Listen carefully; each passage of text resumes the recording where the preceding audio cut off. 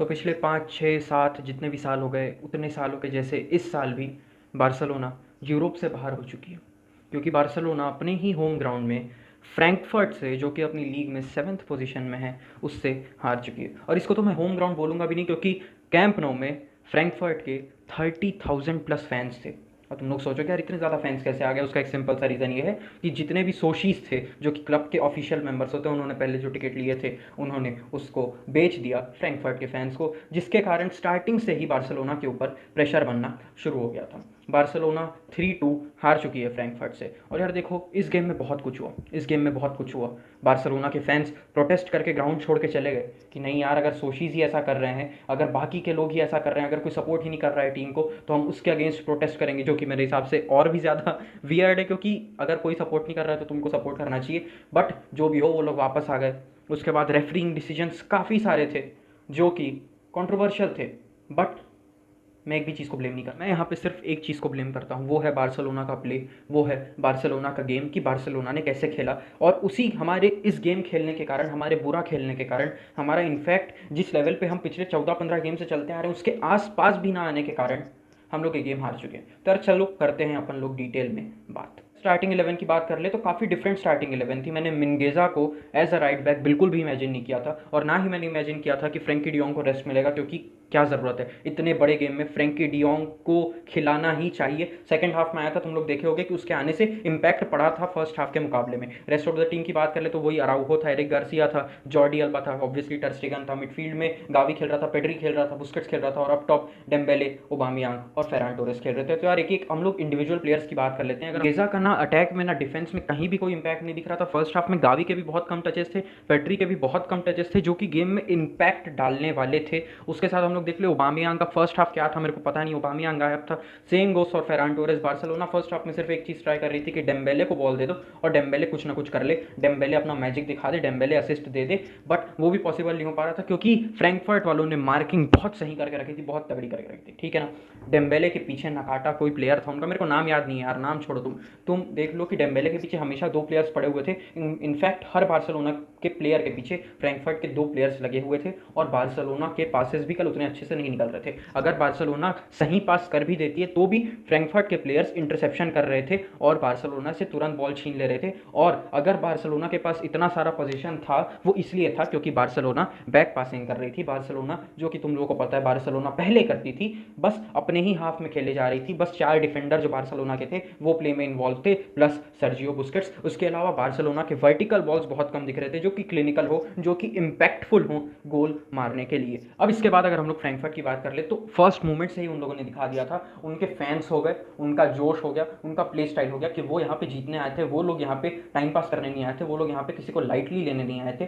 Frankfurt आते साथ attack करना शुरू कर दी थी, और सेकंड मिनट में ही फ्रैंकफर्ट का गोल पड़ गया था। बट हम लोग गोल के पहले की भी बात कर लेते हैं कि फ्रैंकफर्ट ने उस गोल पड़ने तक भी 3 से 4 लॉन्ग बॉल्स दे दी थी। उनके प्लेयर्स रन बना के आगे निकल गए थे। हालांकि वो लोग 5-4-1 खेल रहे थे, बट उनके आरएमएफ, उनके एलएमएफ, उनके जो भी सीएमएफ खेल रहे थे, और उनका जो स्ट्राइकर खेल रहा था, ये सब के सब एकदम इजीली आगे जा रहे थे। और उन्होंने स्टार्टिंग के 2 मिनट में ही, जैसा कि मैंने बोला, 3 से 4 लॉन्ग बॉल निकाल ली। अब ये सारी बॉल्स निकलने के बाद हम लोग क्या करते हैं, हम लोग ये गेम के स्टार्टिंग में, जहां हम लोग पहले से थोड़े से प्रेशर में थे, क्योंकि इतने सारे फैंस है, देखो यार फैंस का बहुत बड़ा इंपैक्ट रहता है, ठीक है ना। इतने सारे फैंस थे हमारे अगेंस्ट में फ्रैंकफर्ट के, और ऐसे एक गेम में जो कि इतना इंपॉर्टेंट है, हम सेकंड मिनट पे इतनी वाहियात पेनल्टी दे देते हैं जिसका कोई सेंस बनता ही नहीं, ना ही कभी बनेगा। एरिक गार्सिया यहाँ पे क्या कर रहा है, और यही रीज़न है कि हम लोग को कोई ऊंचा डिफेंडर चाहिए। यही रीज़न मेरे को पता है, मैंने एरिक गार्सिया की लास्ट वीडियो में बहुत ज़्यादा तारीफ की थी, क्योंकि वो उसमें अच्छा खेल रहा था। बट एरिक गार्सिया को अपने एरियल डुअल्स में इंप्रूव करना पड़ेगा, क्योंकि यार तुम सामने वाले प्लेयर को पकड़ लिए हो पूरा, तो ऑब्वियस सी बात है, एकदम ऑब्वियस सी बात है कि तुमको पेनल्टी मिलेगी।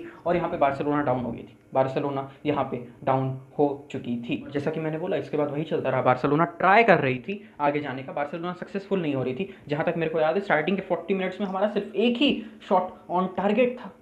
सोच सकते हो, सिर्फ एक शॉट ऑन टारगेट, जब हम 2-0 डाउन है फर्स्ट हाफ में। और यहाँ पे एक और इंपॉर्टेंट चीज़ ये आ जाती है कि हम लोग कहीं ना कहीं थोड़े से प्रिडिक्टेबल हो गए थे। फ्रैंकफर्ट वालों को पता था कि हम लोग यहाँ पे क्या करने वाले हैं। फ्रैंकफर्ट वालों को पता था कि हम लोग थर्ड मैन का यूज़ करेंगे, हमारा जो ट्राइंगल्स बनाते हैं हम उन ट्राइंगल्स का यूज़ करेंगे और आगे बढ़ेंगे। इसलिए फ्रैंकफर्ट वालों ने जो भी हमारा खाली आदमी दिखता था, जिसको हम अपना नेक्स्ट पास देने वाले हैं, समझ लो तुम लोग, जिसको नेक्स्ट पास जाने वाला है, उसके पास उन लोगों ने 2 बंदे रख दिए थे, जिसके कारण हम लोग कुछ नहीं कर पा रहे थे, जिसके कारण हम लोग बिल्कुल भी पेनिट्रेट नहीं कर पाए फ्रैंकफर्ट को, ज़रा सा भी नहीं, रत्ती भर भी हम लोग पेनिट्रेट नहीं कर पाए। और वहीं दूसरी तरफ फ्रैंकफर्ट अपने अटैक से, अपनी स्पीड से और अपनी फिजिकलिटी से आगे बढ़ रही थी, और उन्होंने क्या शानदार दूसरा गोल मारा। कितना परफेक्ट गोल था, कितना कितना ज़्यादा सही गोल था वो, बहुत सही गोल था।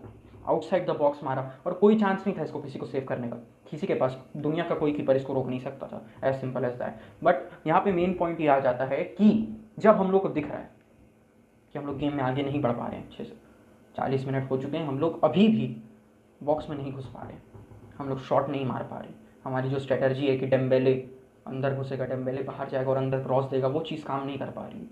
जो हमारी स्ट्रेटजी है कि पेड्री और गावी ये दोनों लिंकअप प्ले करेंगे, फेरान टोरेस लेफ्ट साइड से अंदर घुसेगा, ओबामियांग अपनी पोजीशन पे रहेगा, यहाँ से स्पेस बनेगी तो मिडफील्डर शॉट मारेंगे। मिडफील्डरों ने शॉट क्यों नहीं मारे, मिडफील्डर ने शॉट क्यों नहीं मारे, तुम लोग मेरे को बता दो। और तुम लोग देख लो कि फ्रैंकफर्ट कहीं ना कहीं कॉम्पैक्ट होकर डिफेंड कर रही थी, और जब से मैं वीडियो बना रहा हूँ तब से मैं एक ही चीज़ बोल रहा हूँ यार, अगर तुम लोग को ऐसी कॉम्पैक्ट टीम्स को तोड़ना है तो 2-3 सिंपल सी चीज़ें करनी है। तुम लोग को विड्थ बनानी है, जो कि बार्सिलोना ऑब्वियसली ट्राई कर रही थी, और तुम लोगों को लॉन्ग शॉट्स मारने पड़ेंगे, दूर दूर से शॉट्स मारने पड़ेंगे, और तुम लोग को क्लिनिकल बट फास्ट रहना पड़ेगा अपने पासेज में। बार्सिलोना एक चीज़ कर रही थी, विड्थ बना रही थी, बट लॉन्ग शॉट्स नहीं मार पा रही, दूर दूर से शॉट्स नहीं ले पा रही थी, प्लेयर्स ट्राई नहीं कर रहे थे शॉट्स लेने का, फास्ट पासिंग नहीं हो पा रही थी जो कि एक्यूरेट हो, ठीक है। तो इसी के कारण हमारे चांसेस नहीं बन रहे थे, हमारे चांसेस नहीं बने, बट फिर भी हम लोगों ने अपनी स्ट्रैटेजी है वो चेंज नहीं की। यहाँ पे मेरे को लगता है कि यहाँ पे शावी को कुछ ना कुछ चेंज करना चाहिए था, ठीक है, समझ रहे हो तुम लोग। देखो तुमको भी पता है, मेरे को भी पता है, शावी अभी तक ब्रिलियंट काम किया है, हम लोग को शावी पे क्वेश्चन उठाना बनता ही नहीं, क्योंकि यार जिस दिन शावी आया तो मैं उसी दिन वीडियो बना के बोल दिया था कि यार इस सीजन शावी से कुछ भी ना, ट्रॉफी ना विन ना कुछ भी मत उससे एक्सपेक्ट करो, और नेक्स्ट सीजन भी मत एक्सपेक्ट करो, ठीक है, ये मैंने उसी टाइम बोल दिया था। तो हम लोग पे शावी पे कुछ क्वेश्चन उठाना तो बनता ही नहीं। बट मैं एक सिंपल सी बात यहाँ पे ये बोल रहा हूँ कि अगर आप ट्राई कर रहे हो बहुत ज़्यादा और तब आप हार रहे हो तो आपको उतना बुरा नहीं लगता, जो कि आप सेकंड हाफ में किए हैं बार्सिलोना। सेकंड हाफ में बार्सिलोना ने ट्राई किया, बट फर्स्ट हाफ की बात कर रहा हूँ, फर्स्ट हाफ में बार्सिलोना ने ट्राई ही नहीं किया, ट्राई ही नहीं हुए हमारे फर्स्ट हाफ में। और यहाँ पे मेरे को लगता है कि शावी को कुछ ना कुछ अपनी स्ट्रैटेजी चेंज करने की ज़रूरत थी, ताकि हम फ्रैंकफर्ट को ब्रेक करें। जो भी है वो अपन लोग अपने सेकंड हाफ में चलते हैं। सेकंड हाफ में फ्रैंकी डियोंग आ गया था अंदर, और उसके आने से कुछ ना कुछ इम्पैक्ट पड़ा, हमारा गेम थोड़ा और सॉलिड दिख रहा था, हम लोग बॉल और अच्छे से रख पा रहे थे अपने पास, और हम लोग की पासिंग भी हल्की सी, ज़्यादा अच्छा तो था नहीं, ठीक है ना, हल्की सी इंप्रूव हो चुकी थी, ठीक है। और सेकेंड हाफ में फिर बाद में डेस्ट भी आ गया था, अडामा ट्रायोरे भी आ गया था, और इनके आने के बाद हम लोगों ने अपना थर्ड गोल खाया। ये थर्ड गोल सबसे स्टूपिड गोल था। कैसा गोल था ये? गोल सबसे स्टूपिड गोल था। ये गोल नहीं खाना चाहिए था हम लोग को। ये गोल हम लोग अगर नहीं खाते तो हो सकता है अभी हम लोग एक्स्ट्रा टाइम खेल रहे होते, मैं यहाँ पे वीडियो ना बना रहा होता, ठीक है ना।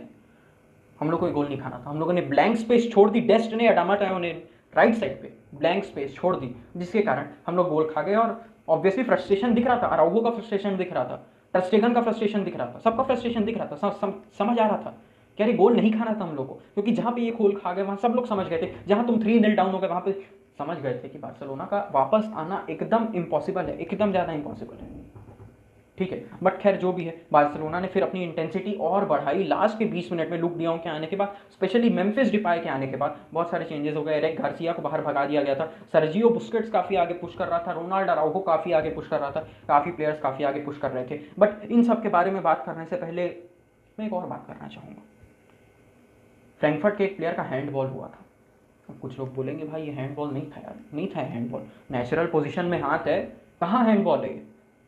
तुम लोग कल रात का गेम याद करो, परसों रात का कौन खेला था? रियल मैड्रिड और चेल्सी खेली थी। एक प्लेयर है चेल्सी का, मार्कस अलोंसो, उसके हाथ से बॉल लगी थी, उसने गोल मारा था। सेम, मैं फ़ोटो लगा देता हूँ यहाँ पे, देखो क्या डिफरेंस है दोनों में क्या डिफरेंस है? दोनों में कुछ डिफरेंस नहीं।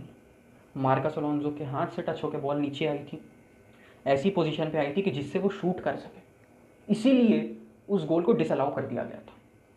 यहाँ पे फ्रैंकफर्ट के प्लेयर के हाथ से लग के बॉल नीचे आई है, ऐसी पोजीशन में आई है जिससे वो बॉल को आगे फॉरवर्ड मार सके। क्या डिफरेंस है दोनों में कुछ डिफरेंस नहीं है। बट यहाँ पे वार ने इंटरवीन कर दिया, यहाँ पे वार ने इंटरवीन करके इस गोल को कैंसिल कर दिया, और बार्सिलोना को जो पेनल्टी मिलनी चाहिए थी वो पेनल्टी नहीं मिली, मैं नहीं ब्लेम कर रहा हूँ किसी को, बट जहाँ हम डिजर्व करते हैं पेनल्टी वहाँ तो दे दो यार कम से कम। मैं नहीं बोलता बार्सिलोना को ये गेम जीतना चाहिए था, जीतने के लायक ही नहीं थी बार्सिलोना, बट हम लोग यहाँ पे पेनल्टी डिजर्व करते थे, and that is a fact. अगर उस टाइम ये गोल पड़ जाता तो शायद आज रिजल्ट डिफरेंट होता, ठीक है। तो खैर छोड़ो, अपन शायद वायद के में नहीं रहते, हम लोगों को पता ही है कि बार्सिलोना को बाहर से उतनी ज़्यादा हेल्प मिलती नहीं है। ये बात मैं ही नहीं बोलता, ये बात बार्सिलोना के काफ़ी सारे प्लेयर्स बोलते हैं। तो ठीक है यार, चलो अब हम लोग आगे चलते हैं। 70-80 मिनट के बाद चलते हैं, जहाँ पे बार्सिलोना ने अपनी इंटेंसिटी काफ़ी ज़्यादा बढ़ा दी थी, अपनी इंटेंसिटी हद से ज़्यादा बढ़ा दी थी। मैं पूछता हूँ कि ये इंटेंसिटी पहले 70 मिनट कहाँ थी, कहाँ थी ये इंटेंसिटी? क्योंकि इस इंटेंसिटी के कारण बार्सिलोना ने 2 गोल मार दिए आखिरी के 20 मिनट में, 10 मिनट में, जो भी है, बार्सिलोना ने 2 गोल मार दिए। अगर ये इंटेंसिटी तुम लोग स्टार्टिंग से दिखाते, अगर सब्स्टिट्यूशंस मेरे हिसाब से थोड़े और जल्दी होते, तो हम लोग और अच्छा परफॉर्म कर सकते थे, हम लोग और एक गोल तो मार ही सकते थे। क्योंकि बुस्केट्स ने एक गोल मारा था, वो ऑब्वियसली ऑफसाइड था तो डिसअलाउ हो गया, ठीक बात है। बट बुस्केट्स ने उसके पहले एक स्टनर मारा था, एक एब्सोल्यूट स्टनर मारा था बुस्केट्स ने। उसके बाद मेम्फिस डिपाय को भी एक पेनल्टी मिल गई थी, उसने भी मार दिया। अराउहो को चांस मिला था, अराउहो ने चांस मिस कर दिया। मैं बेसिकली कह रहा हूँ कि चांसेस बहुत बनने शुरू हो गए थे इंटेंसिटी के कारण, हमारे इतना एग्रेशन के साथ खेलने के कारण बहुत सारे चांसेस बनना शुरू हो गए थे। अगर ये एग्रेशन हम लोग थोड़ा पहले दिखा देते तो हम लोग एक और गोल, आई एम प्रीटी श्योर, एकदम आराम से मार लिए होते हैं।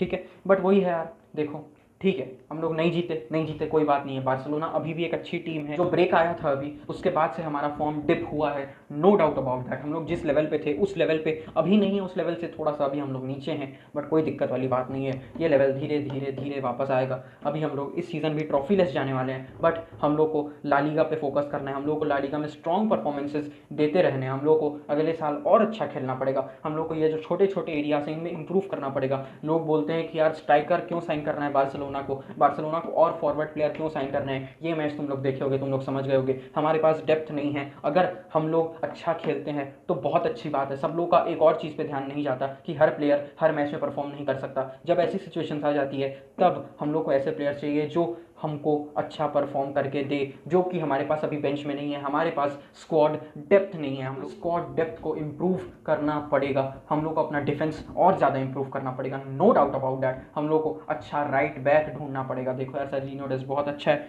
बट हम लोग को मेरे हिसाब से एक राइट बैक चाहिए। सीबी तो आ ही रहा है क्रिश्चियनसन, लेफ्ट बैक हम लोग को एक लेना चाहिए, और स्ट्राइकर या फिर कोई भी एक फॉरवर्ड प्लेयर जो कि इम्पैक्ट डाल सके, हम लोग को लेना काफ़ी ज़्यादा ज़रूरी है। और ये मैं सिर्फ एक गेम देख के नहीं बोल रहा हूँ, हमारे फ्यूचर के लिए बोल रहा हूँ, क्योंकि स्क्वाड डेप्थ जैसे कि मैंने बोला बहुत ज़्यादा इंपॉर्टेंट रहती है ऐसी सिचुएशंस में जब कुछ भी काम नहीं करता, जब वो स्टाइल जिससे आप काफ़ी दिनों से जीतते आ रहे हो, जब वो स्टाइल आपको हरा देता है किसी गेम में, ऐसे टाइम में ऐसे गेम चेंजर्स काम आते हैं। ठीक है, खैर जो भी है, मिलते हैं अपने नेक्स्ट वीडियो में।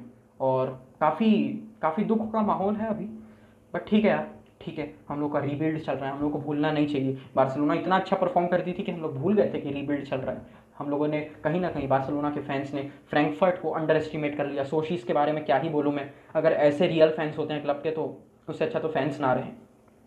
बाकी बस वही है कि हम लोग का रीबिल्ड चल रहा है, हम लोग और ज़्यादा इंप्रूव करेंगे next season, I am pretty sure about that. अभी हम लोग को अपनी टीम को सपोर्ट करना है, जिसकी हमारी टीम को बहुत ज़्यादा नीड है, और हमारे प्लेयर्स को भी। ठीक है, तो मिलते हैं अपने नेक्स्ट वीडियो में, तब तक के लिए विस्का एल।